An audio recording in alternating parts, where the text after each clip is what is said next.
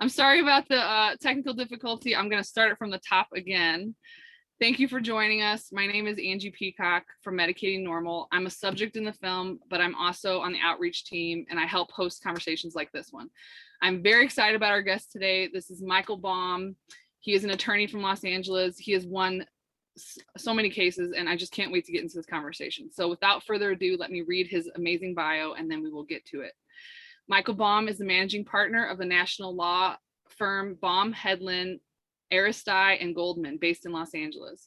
Experienced in pharmaceutical litigation and biological products litigation since 1991, Michael concentrates on litigating plaintiff, product, liability, consumer products, pharmaceutical cases, and consumer class actions. His penchant for biomedical and scientific research, clinical trials, statistics, and industry marketing schemes has led his firm into prosecuting many complex consumer and pharmaceutical product liability and fraud cases. Leading a sophisticated legal team, his firm has helped uncover harmful drug industry practices, chemical manufacturer misconduct, and deceptive marketing schemes, which have resulted in groundbreaking verdicts, major consumer safety advocacy, and improved drug warning labels. His team has uncovered and made public troves of smoking gun documents and major pharmaceutical litigation, such as Actos, Lexapro, Cymbalta, Paxil, and hemophilia AIDS, as well as the release of the Monsanto papers uncovered in the Monsanto Roundup cancer litigation, helping to expose serious public and environmental health consequences. Michael Baum and his firm have won several awards. He sits on several steering committees and is listed in the Best Lawyers of America, Southern California Super Lawyers, the National Trial Lawyers Top 100, and he's received a 5 out of 5 peer review rating through Martindale-Hubbell and a superb score of 10 out of 10 on avo.com. Thank you, Michael, for joining me today. What do you think when I read your whole bio like that? What is that? Are you proud? Are you humble? Like, tell me something.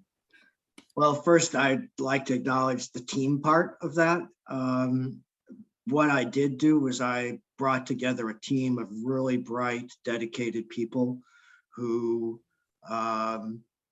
do a lot of the detail work that results in these cases that you referred to getting won. I'm in there in the trenches with them, but it takes a really sophisticated team to get this done. And I've been lucky enough to have people like Brent Wisner and Cindy Hall and Bijan Esfandiari, Nicole Maldonado. I mean, I have just a really good team of people to help make this happen. This is amazing. So just so the audience knows, we met Michael, the filmmakers talked to him, kind of in the making of the film, and kind of picked his brain a little bit about the pharmaceutical industry. Our last in-person screening before the pandemic was going to be me and Brett at UCLA, and we got canceled due to the pandemic. That was really disappointing. But and Michael appeared on one of our panels, and I just felt like an instant connection to him. He's just a kind, down-to-earth guy who just has a passion for this subject, kind of like I do. And I just am so excited to be here with you. So for the first question, you are truly a scientist at heart, because you dig into this literature, you dig in through these papers, you file freedom of information requests. Can you tell us a little bit about that process and like what your interest was in this subject and how you became a scientist who's also a lawyer? Well, my dad was a biochemist, and he raised me from the time I could read to be an MD. And I was in pre-med programs. He would get my toys were chemistry sets and science experiment things called Things of Science. And so I just grew up with that. And I ended up rebelling and not going to medical school, and ended up becoming a lawyer instead. So the background, though, he would read chemical engineering or Scientific American, and he would circle parts of it and highlight it and give it to me to read. So I got used to reading scientific journal articles and reading science. And so I was able to process that information when it came around to doing these lawsuits that required analyzing statistics and reading technical, medical, scientific jargon. So I was able to read it use a dictionary well. And so I just developed the ability to do it from that. And then it also made me able to communicate with real experts, because I'm not, like David Healy or Joseph Glenn Mullen or Peter Gocha, the guys who have multiple degrees in the area of pharmacology or psychiatry and psychiatric prescription of drugs, and I could listen to them. There was an epidemiologist, Roger Grimson, we used, and his understanding was so elevated and mathematical, I had to translate it into English. And so I became a good translator for these really sophisticated experts. And it's not really my understanding of it, it's their understanding that I try to convey. Wow, that's fascinating. On the in preparation for this interview, I was listening to Irving Kirsch's book, The Emperor's New Drugs, and trying to wrap my head around all of the antidepressant research and STAR-D trials and all that. So can you talk a little bit? I know that you're in communication with a lot of these researchers, and I just heard that Jay Amsterdam and I forgot the other guy's name, but they've reevaluated the STAR-D trial. So can you kind of tell our audience like the general start from the bird's eye view of antidepressant research, what's wrong with it, maybe what's coming, and kind of like how you've won cases, take us through that. Okay, so in general, the field of antidepressant medications has relied upon subjective testing of answering some questions on a checklist of questions that are designed to find out whether someone had improved mood after taking a drug. The problem with this whole arena for both children and adults, but especially with children, is that the placebo effect is so great that that the tests could not actually, the clinical trials could not be designed in a way that resulted in the drugs significantly outperforming placebo. Because part of what depressed children or depressed adults are missing is human contact. And when they start getting, they get attention in a clinical trial and they are doing something, just doing something results in feeling that some benefit may occur. And so in the context of the pediatric efficacy trials, over 85% of the benefit, on average, it was 85% of the benefit is coming from the placebo effect, and sometimes more. And so they started trying to design trials and design the test and the surveys in order to make it look more like the drug was having more of a benefit than it actually did. And then part and parcel of that is they manipulated the results. And so they would get the results, look at them, and then do something like, oh, though we have some unblinded patients over here that actually found out that they were on the drug and their scores are way higher. And so they skewed the entire group into looked like a small benefit over placebo. And that's what happened with Celexa in the MD18 trial. They decided to go ahead and count those people who had been unblinded. Well, then it's no longer a double-blind placebo-controlled trial, which is what they're supposed to be presenting to the FDA to get approval. So that notwithstanding, they presented it as a positive result, and the FDA considered it to be a positive result. They still cite it as one of the few positive trials where the SSRI outperformed placebo in kids. But when you actually look at the data, like I'll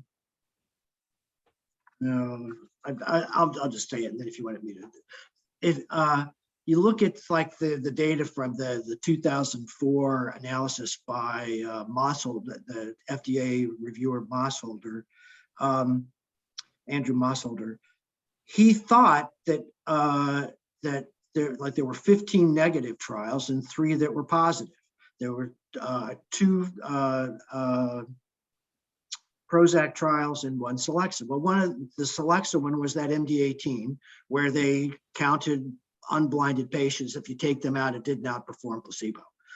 The other 2, if you look at the medical review analysis of those trials at the time for Prozac, they didn't statistically significant outperform placebo either.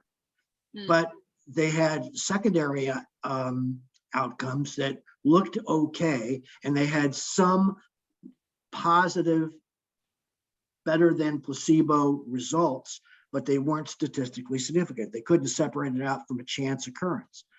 So even a guy like Andrew Mossholder, a very sophisticated dude, a very sophisticated FDA reviewer, got tricked. And that's how kids ended up getting prescribed SSRIs, even though the chemical actually doesn't significantly outperform placebo. That problem is, I think, a tragedy for all the kids who ever got prescribed an SSRI, then had the misfortune of having suicidal ideation or suicidal behavior or self-destructive behavior. And I represented a lot of them. I represented the parents of some that died as a result of their successful suicide attempt, and then also some of the kids that survived were able to tell me what it was like. And it's just a tragedy. And one of the things that is disturbing is that, notwithstanding our getting all these documents out from under seal, and notwithstanding the black box warnings, the guidelines still recommend prescribing these drugs to kids, even though they don't outperform placebo and come with a doubling of the risk of suicidal behavior and ideation. And one of the hair raising or the back of the chillings things is I was taking the deposition of a child psychiatrist in the Celexa case, Celexa and Lexapro case, and she had prescribed Lexapro to a girl who was bulimic.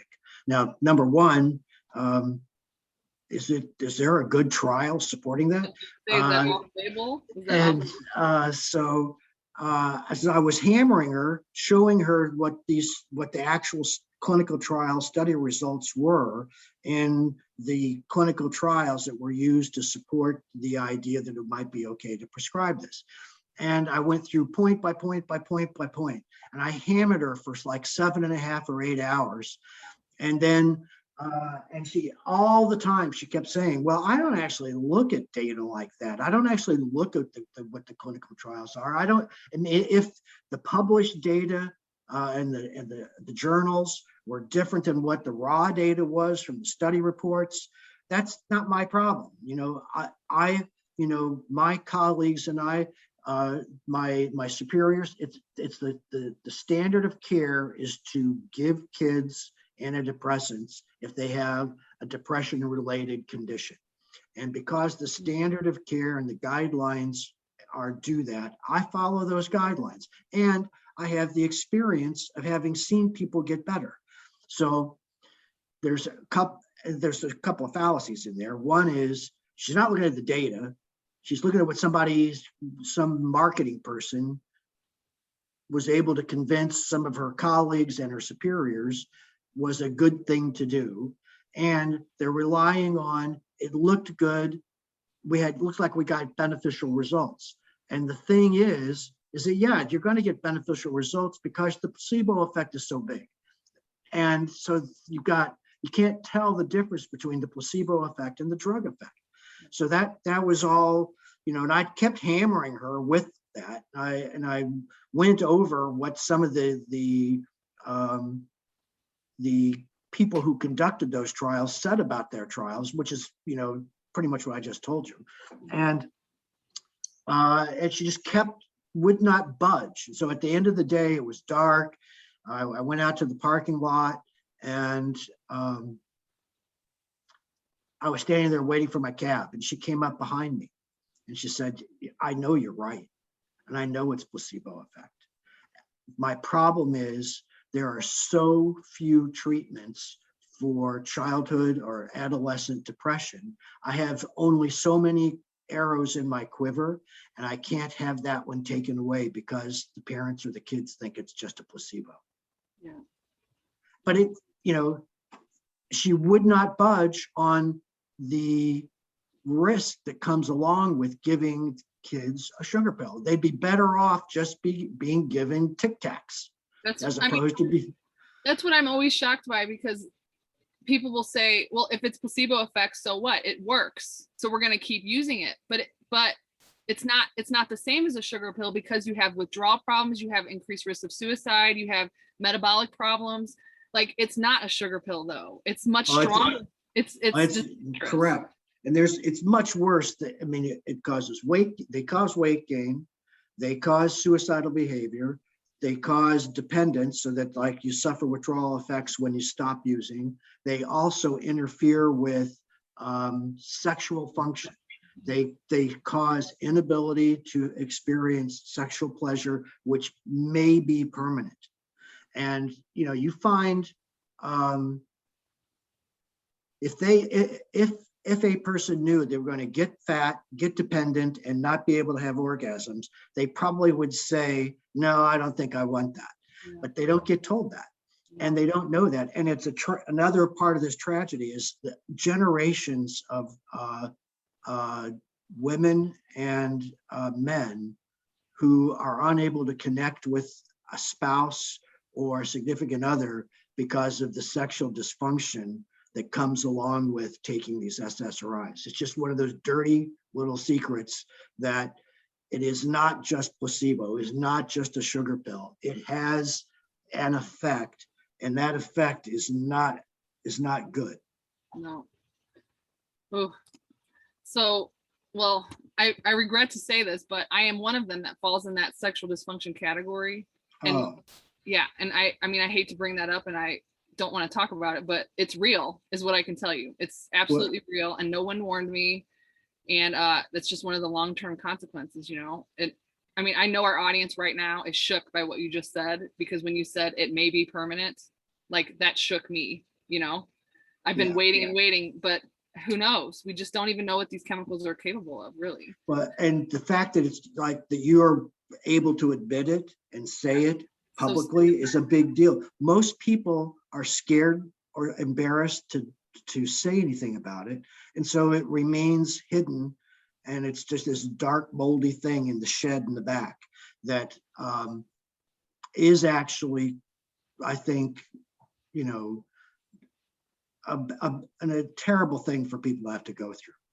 It is. Peter Gertrude, I know you like him, and he's great, and he says, like, psychiatric drugs can really take away the essence of what it makes you be, what it means to be a human. And sexuality at its basic, is like, this is me as a human being. Yeah. Hard. And I think something that needs to be done is that particular side effect needs to be addressed, and methods of ameliorating it need to be found. Yeah. So let's move on to I'm thinking about black box warnings. I'm thinking about suicide, especially in teens, because there seems to be this epidemic of suicide in teens. But the thing that I see, and I've experienced myself, is that when you go to a psychiatrist and you say, I'm taking my antidepressant, now I'm suicidal, they take that as evidence that now you really have a mental illness and now you need another medication, instead of saying it could be the drug that you're on. It's almost as if we see the black box warning, but we think it doesn't apply to us, or there's a failure to recognize it. So can you talk a little bit about black box warnings, suicide, and like, what do we do about this? Well, I think part of the problem, again, goes back to the treatment guidelines and the standard of care. notwithstanding that we are able to show and we were able to get the black box warnings under these labels regarding suicidality, we're able to get the withdrawal warnings on there, able to get the birth defect warnings on there. All those things are there, but the guidelines still say prescribe them. And part of that is because I think that there's a fundamental disconnect culturally of how to deal with feeling crummy. You know, there's things that make you feel crummy, and things like not getting enough sleep, things like self-medicating with alcohol, things like having food that interferes with the microbiota in your gut, which affect your mood. A lot of your mood is a function of the healthiness of the microbiota in your gut. There's a direct line between your gut and your brain on mood. And if you're eating GMO foods that have, and this is partly because of the work that we did on with Monsanto on Roundup. If you have Roundup on your foods, that Roundup kills or interferes with the health of the good microbiota in your gut that are mood related, the same way it kills plants. Because microbiota, many of the microbiota rely on the same pathway for creating amino acids necessary for creating proteins to survive. That process, that pathway gets disturbed by Roundup. Well, if you're eating Quaker oats or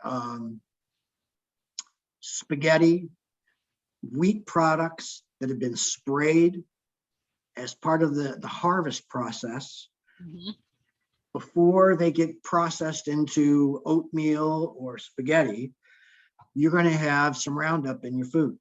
And that Roundup will end up disturbing your gut.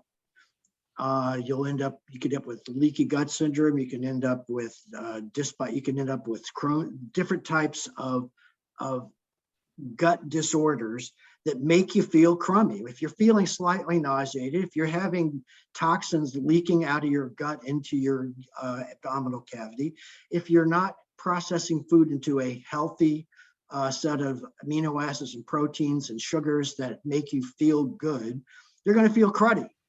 And if you don't process food in a good way, that results in energy that you burn through exercise and things of that sort, but accumulate as fats and you get overweight, that puts stress on your cardiovascular system, on your knees, on your joints. You don't feel good walking around. You don't feel good exercising. You have a general state of malaise. And then you go into a doctor and say, "Doc, I feel depressed. I need a pill." And that's not what you needed. What you needed was to eat healthier foods, stop eating things that kill your gut microbiota. Exercise in a way that burns energy instead of having accumulated fat. Don't self-medicate with alcohol and other types of drugs that are harmful, that are challenging to your liver. Meditate, do yoga, do things that connect you with the environment. Get outside and admire the beauty that life has to offer. Have something you have a passion about where you can make the world a better place. Do something to help other people, help the world be something better than it was the day before. Have a purpose and feel like you're doing something towards that. All those things, if you do all those things, you'll end up feeling better. Yeah. And that, there were some studies that were done on that. We referred to one of them was the baling hay treatment, or the milking the cow treatment, where they had people go out, and instead of doing an SSRI treatment, an antidepressant treatment, they had them go work at a farm and milk cows and bale hay. And who did better? Well, people would, their mood improved by being outside and doing something, and interacting with animals and interacting with their environment. I would say that the standard of care ought to be implementing all these basics, like getting enough sleep, eating well, not self-medicating, exercising, and doing something with some purpose in life. Get those things implemented and see how you feel after that. You probably won't need a drug. Very well said. I cannot add anything to that. Oh my goodness. But you know, being devil's advocate, people want a quick fix. Like, it's not, we like to blame it's the doctor's fault for prescribing them, or if it's the pharmaceuticals companies for marketing them.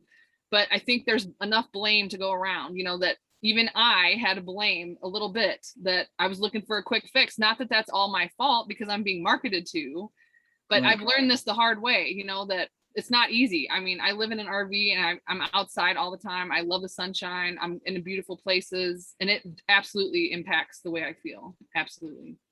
Well, the thing that one of the things that Cindy Hall has analogized this to is that you have a person who's drowning or is having trouble keeping their head above water, and they want a lifeline, and you throw them out a lifesaver, and it actually is an anchor.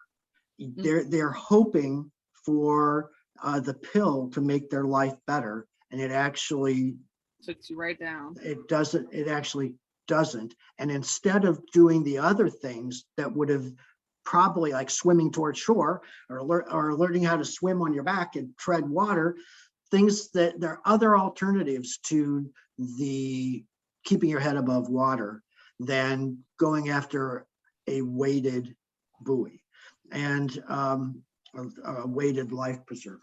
There's marketing that was done where people were, you know, companies made money from getting people onto drugs, and that was what our internal documents showed. You know, like one of the key documents that Lehman McHenry found, who's also one of the key members of our team that exposes a lot of this stuff, was in when Prozac and Paxil were competing against each other early on in the marketplace.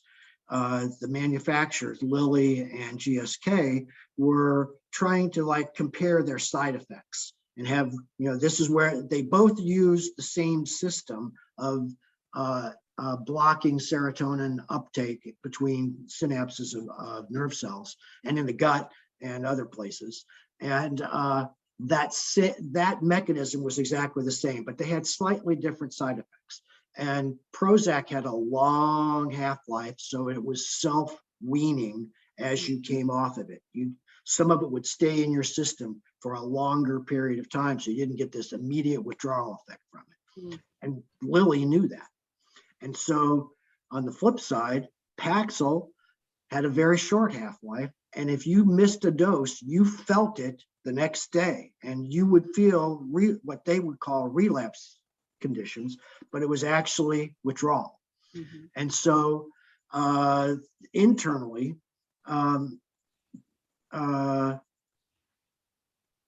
Lilly created a PR program pointing out this difference in the side effects, that Paxil has a short half-life, therefore you go into withdrawal and you feel those bad symptoms. You won't feel that on Prozac because we have a long half-life and you don't have to experience that withdrawal effect.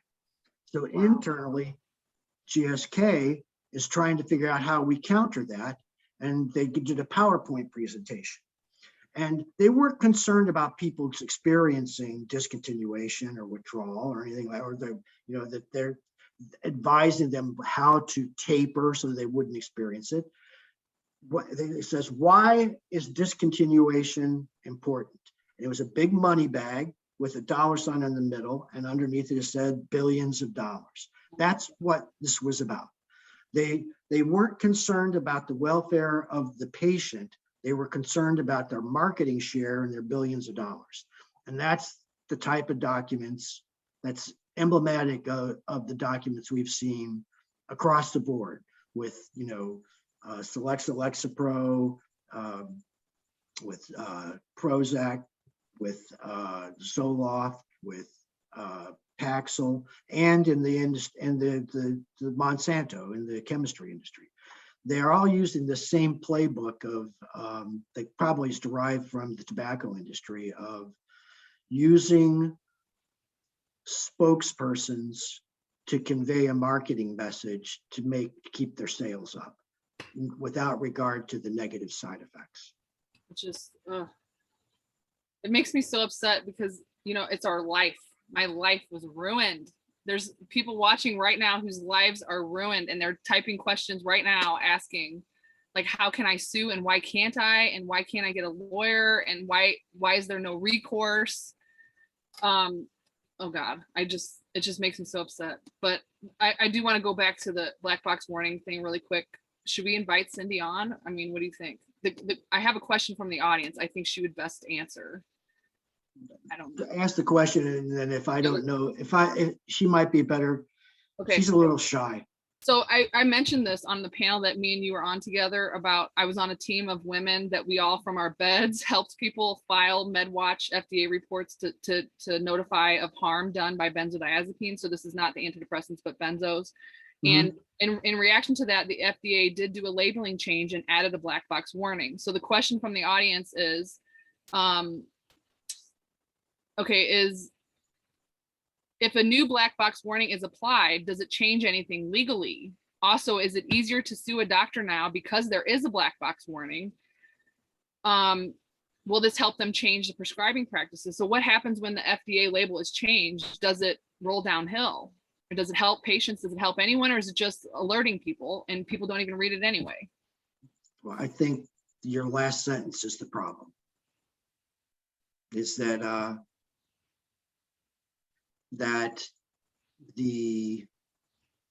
there's a Mark Twain quote that it's easy to fool people, but it's much harder to teach them that they've been fooled. Once they've been fooled by the marketing, it is very difficult to unfool the medical orthodoxy to stop doing something that causes that harm. They just keep doing it anyway. And part of it goes back to what I was saying before, is that their approach to their understanding of what depression is, or malaise, or any of these anxiety, their approach has been wrong. They've approached it as a chemical imbalance. It can be fixed by chemicals. And there's much more to that story. And it's a much broader problem than just the immediate sort of drugging that can be that drugging can fix. There's, if you look back with like that constellation of things I was talking about of sleep, healthy eating, making sure you don't have nutritional deficiencies, exercise, some type of meditative type of thing that connects you with like the force, whatever you're going to call it, and having something where you help others and make the world a better place. Those things would make you feel better. And that takes some work, but it's the work that a person really needs to do to be able to keep their head above water. And the life preservers they're throwing at you do not keep your head above water. They add side effects and make things worse. You need to do the other things, the non-pharma solutions that do that hard work. And it's going to be enjoyable work too, to get into that place where you feel better. So I think I'll ask you like two more questions from the ones that I want to get answered, especially, but then we'll shift to audience questions. So one of them is in the film and Medicating Normal, Shalimar, one of the characters, she visits a lawyer, and he basically says you can't sue because the drug is generic. Can you talk about, why? Is this the best policy? Is there any way to change that law, or like why is it the way it is? So there was a Supreme Court case that said that because generic manufacturers cannot change the warning label, only the brand manufacturer that got the stuff on the market can change the label. You can't sue the generic company for failure to warn. The only company that can be sued is the company that created the label and can change the label. So that's part one of Catch-22. Then the other part of Catch-22 is the company that got the product in the market and is responsible for the label turns around and says, you can't sue me. I didn't make that pill. You cannot sue me for that defective pill. Wow. You cannot come after me because some other company made a pill that made you feel bad. You can only sue me for my pills. So that's the Catch-22. And in most states, not most, in some states and in some federal actions, the court has prohibited courts have prohibited filing suits against the brand manufacturer for a defect or a failure to warn in the generic product. In California, there's a decision called the Conti decision that basically allows that type of action to go forward in California. There's a couple of other states that kind of allow it, and there's several states that haven't ruled one way or the other. The ones that have ruled against it have used the wrong rationale. It's capable of being won. And we won it like 5 or 6 times in the Wendy Dolan case. Yeah, I was going to say Stuart Wendy. Dolan. Yeah. But in the end, the Court of Appeals said that the FDA had prohibited GSK from making the label change that we recommended, which is not true, but that was what they said. But I think in Illinois that the principle of a person who suffers a bad effect on a generic drug can still sue the manufacturer. In that state, we established the ability to do that. Now, the next step, though, is can you get another lawyer to do it? Well, we spent probably a couple of $1 million litigating a case like that. And most law firms won't do that because they don't have the disposable income and it's a risky venture. And that's really my next question, that even when I came through this, just to give the audience a quick update, or because you might not know me, but when I came off the last antidepressant benzodiazepine that I had been taking, and this is what happens in our community, is you start to go through this like a learning process, and you start reading everything, and you're like, what happened to me? I got to figure this out. What is withdrawal? How long is this going to last? Why don't I know about this? Can I sue my doctor? Can I sue the pharmaceutical company? All these questions start coming, and you're like, how did this even happen? And it's an awakening process. It's a grieving process. There's a lot of anger. There's a lot of like, I want justice, but how can I get it? So I, at one point, did seek a lawyer to talk, but it was most about like an opioid case that they wanted to sue on behalf of veterans as like a class action. And I would be like one of the veterans. And what the lawyer told me was like, look, Angie, you're going to be dragged through the mud for probably 10 years. You probably won't see a penny. They'll dig up everything you've ever done that was wrong. They'll talk to people. They have disposable income to just take you down, to make it, plus you're on multiple medications at the same time. You can't prove it was one over the other. So when you find that out, it's like, oh my gosh. So then, but on the larger scale, you realize this problem has gone on for decades to multiple, hundreds of thousands, if not millions of people that can't get justice. And one of our filmmakers said, when I was preparing for this interview, that the legal system, people like you, Michael, you're the only recourse a lot of patients have, but it is extremely hard to sue and to even get a lawyer. So can you kind of just talk about what does it take? What does it take to have a case, and what does it take to sue and to win? How hard is this process? Well,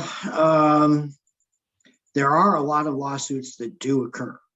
in the area of pharmaceutical products liability. And there are a lot of law firms that are doing them. And what they tend to do is aggregate many claimants together so that the cost of going forward can be spread out amongst many. And like, for instance, in the Monsanto case we just did, we started with one client, but you cannot take on a behemoth like Monsanto with just one case. No matter how well you do, the costs of proceeding, I mean, you have to put a team of lawyers on it. You have to buy the top experts. One of the things we learned very early on, you can't just have a person with an MD as your expert. You have to have somebody who has published in peer-reviewed journals and is well recognized in the field and is the credentials up, the top credentials, and they have to be gutsy enough to know that their career is going to be ruined. Possibly they won't get any more grants from any of these companies anymore. They are going to be, ostracized to some degree from the money that comes from doing clinical trials and speaking engagements and things of that sort. So you have to, finding people who are brave enough to do it with the right type of credentials, they're expensive. You have to basically subsidize their careers in a way, because their careers are being destroyed by standing up. And so you have multiple lawyers, expensive experts, and then it costs money to get the documents from them, from the defendants. You have to put them in a database. You have to go, it has to be maintained, and that can be, the maintenance of the database is expensive. So you get all these costs that add up. And what we've found is we can concentrate on maybe 2 or 3 of these at a time, 2 of these cases at a time. And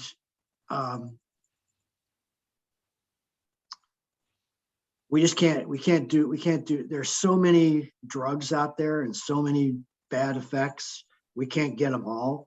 So we try to pick one and go after it, and pick one and go after it, and pick one and go after it, and do the job of getting the documents, getting the expert reports, making them public, getting the label changes to occur, and doing what we can to make the change in that environment. And we've done that pretty well with SSRIs. I mean, we hammered suicidality, withdrawal, birth defects, and efficacy in that arena. I mean, we just hammered the hell out of it. And that data is out there and on the labels now. And if a doctor fails to convey those warnings to you, then the doctor may have committed malpractice. They will use the defense of that it's the standard of care in my guidelines. And you'll say, well, yeah, but you didn't convey all these warnings to me that are in the label.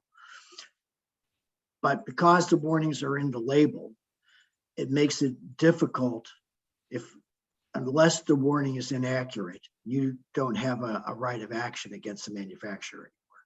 So how do you have a good suit? Well,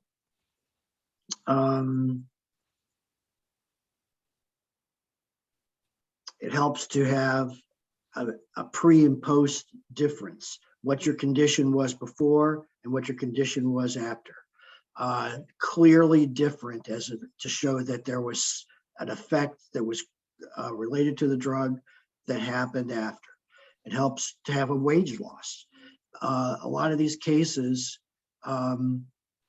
depend on lost income to magnify the damages. It helps to have a physician, a treating physician, who agrees with you that the drug caused this condition.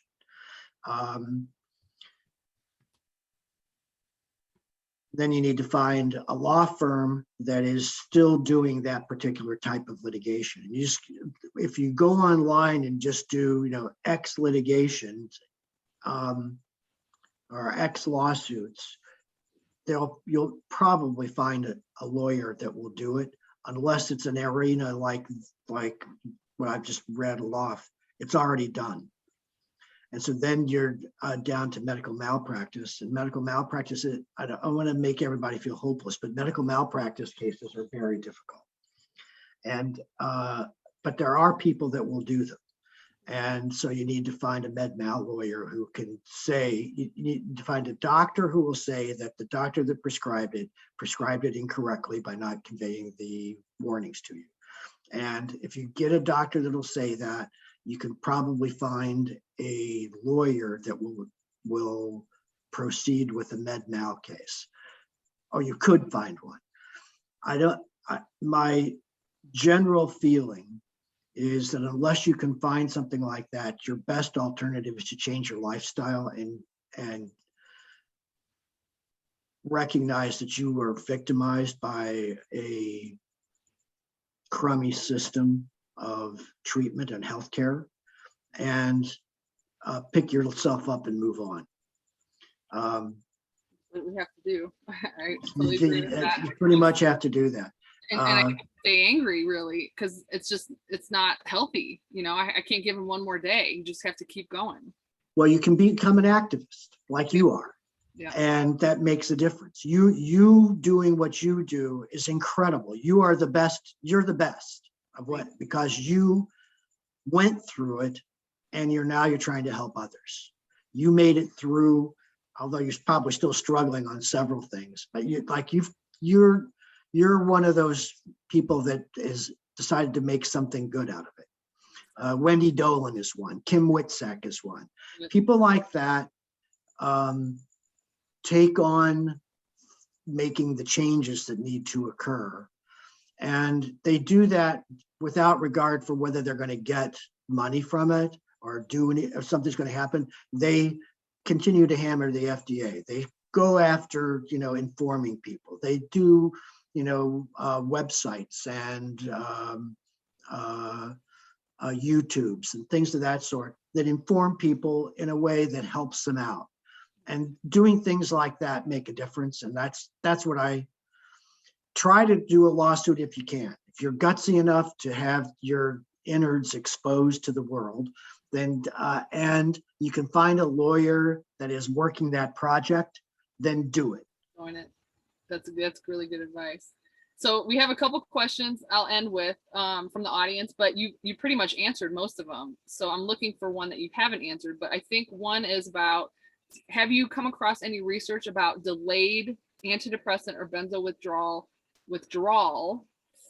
or protracted withdrawal? And is there any recourse for that? Like these long, like for me, I'm 5 years off and I still experience neurological effects, but somebody's asking specifically about delayed withdrawal. Like it doesn't happen right away, it comes later. Okay, so there's, I think, two aspects of withdrawal. One is the presence of the drug not being there, manipulating certain brain chemistry and neurological systems in a way that at some point made you feel good. And the absence of it makes you feel cruddy. That's the chemical reaction withdrawal. And that's stage one. And that's the one that will happen relatively immediately. The other, and which is related, is that the drug is actually sort of manipulating the cocktail of chemicals that are in your blood and in your spinal fluid. And those things sort of have a regulating where they balance out. So if you up one, it might lower another. In the context of SSRIs, they occupy serotonin uptake sites. And that makes it seem like there's plenty of serotonin between the synapses. And so your body doesn't need to generate as much serotonin anymore. So the serotonin manufacturing plants in your cells kind of atrophy. And some of the uptake sites start atrophying. You don't need to have as much uptake because there's so much in between. It takes a while for those to regenerate. And you may be have had, so that those things need to be, that's a longer term withdrawal, and the drug may have been masking another underlying physiological condition, like a vitamin D deficiency, or a vitamin C deficiency, or a lack of exercise, or gut microbiota that are out of whack. And the drug being gone doesn't make your gut microbiota get healthy again. You might need to stop eating things that kill the good microbiota. You might need to take things that generate good microbiota and do things that generate good microbiota. Those things take time. And the resurgence of a crummy feeling because of that we're being masked by the drug may seem like withdrawal, but it also might be the underlying condition that needs to be addressed now. Another thing that physicians do not do, and they ought to do, is do a fairly complete medical evaluation before you put someone on a drug. Go find out, do they have a tumor, next to like their spine that's making them feel pain and therefore they feel crummy and depressed? That would be bad. Do they have a calcification that's, got a sort of a bony growth that's causing a nerve to go bad? I mean, there are physiological things that can make someone feel cruddy that you need to address, and you need to get those out of the way because the drug's not going to make that feel better. No. As you were saying all that, I just kept thinking about, and I'm reading some questions that, just like teenagers, foster care kids that are being put on these drugs at huge doses that, have trauma, have poor diets. Somebody asked a question about like kids on Ritalin, ADHD. And it just feels so criminal to me that we don't even investigate some simple things like blood tests, All right, so I'm going to end on one question that seems to be a really good one. I so appreciated your time today. This is the last question. With social media and the online support, wait, no, not that one, this one. What advice would you give to patient safety advocates out there? Who or what, in your opinion, should we be focusing on? Well, I think that would have been a good Cindy Hall question, but she had to leave. I would connect up with people like Kim Witzak and Wendy Dolan, who are actively trying to do something about drugs that have been trying to treat mood disorders, anxiety and depression and things of that sort. They've got their finger on the pulse of a lot of this stuff. What they have is they've been armed with a set of documents we got declassified, and they go around and lobby, congressmen. They show up at the pharmaceutical advisory committees, things like that. Yeah, I scheduled, just so everybody knows, I scheduled Kim Witzak while I was driving. I shouldn't have done that, but she will be with us May 26th. So make sure you tune in on May 26th to hear from Kim. She's on the FDA Consumer Board and lost her husband to suicide from an antidepressant. Yeah, she's brilliant. She's brilliant. I love her so much. And I love Wendy also. She's great. Yeah. Wendy can be found at Miss D, MISSD. If you just Google that, her organization will pop up. Yeah, she's done a phenomenal job. I would model myself after both of them. They're great. And like you, I'd model myself after you. Thank you so much. You're the best. I feel the same about you. All right. So can you just tell our audience where they can find you, maybe some of your favorite resources besides Wendy and Kim, things that help people get educated on all these issues, and where to find you if they have questions. So our website, baumhedlundlaw.com, has nearly all of the documents we've ever declassified. And it has a lot of the expert reports that we used in the trials. And so that's a really good resource. So baumhedlundlaw.com. The Drug Information Document Archive, DIDA, at the University of California, San Francisco, is a depository or a database of documents that have been obtained through litigation against drug companies and against tobacco and against Monsanto chemical companies. And all the documents we get declassified, we post there. And that's a really good resource for people to go find documents. Let me think what else.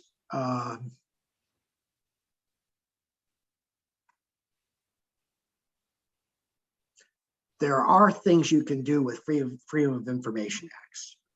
And that's, it's an act that allows you to ask the government for documents they have regarding their interactions with the drug company.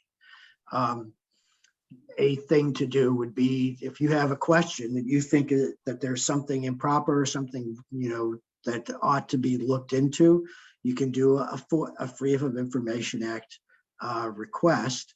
And then shortly after you do that, and they've started the process of responding to it, then you send them a Freedom of Information request about all communications regarding the Freedom of Information Act. And then you will get all the interactions between the governmental entity and the drug company that about your request, and that will turn up interesting things too. Amazing. Wow, I didn't know you could do that too. That is fascinating. Now I feel like I want to do that. That's wow. Just to see what was said. Well, thank you. There's a guy named Aaron Siri, who is, I would say, the guru of Freedom of Information Acts. He's phenomenal. How do you spell his last name? S-I-R-I. Okay. Aaron Siri. Write that down and look him up. I'll have to look into that. He does a lot of work on vaccines, and vaccines are just another drug, another type of drug that have, sometimes have really bad side effects, and there's a lot of information to be to dig up about them too. Yeah. Widespread problem. Well, thank you so much for joining me. I just want you to know today is my birthday, and this is the best birthday present I could have. Happy birthday. Thank you so much. It was a lot of fun. Well, I'm really glad that you're to be able to experience your birthday with you, and glad that you made it another trip around the sun successfully. Yes, I did. I made it. I'm making it, and I'm having a lot of fun while I'm at it. Thank you so much. Keep it that way. I will. All right. So thank you all in the audience. Thank you for joining us for this live discussion. If you haven't seen Medicating Normal yet, please check out our website at medicatingnormal.com/watch. We have lots of screenings coming up. If we also release new videos on our YouTube channel, this one will be up on YouTube in about 2 weeks. Just go look for Medicating Normal on YouTube.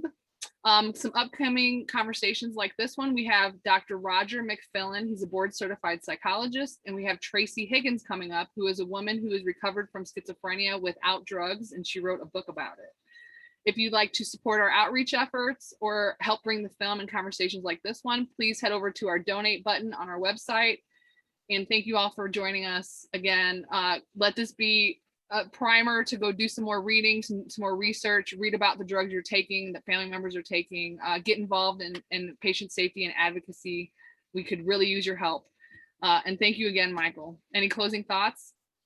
I think it takes, one of the things, the quotes we have in our office is that never doubt that that a few dedicated citizens can change the world. Indeed, it's the only thing that ever has. Be one of those people that changes the world. That's wonderful. Oh, thank you, Michael. Thank you, everybody. We'll see you later. Bye. Bye-bye.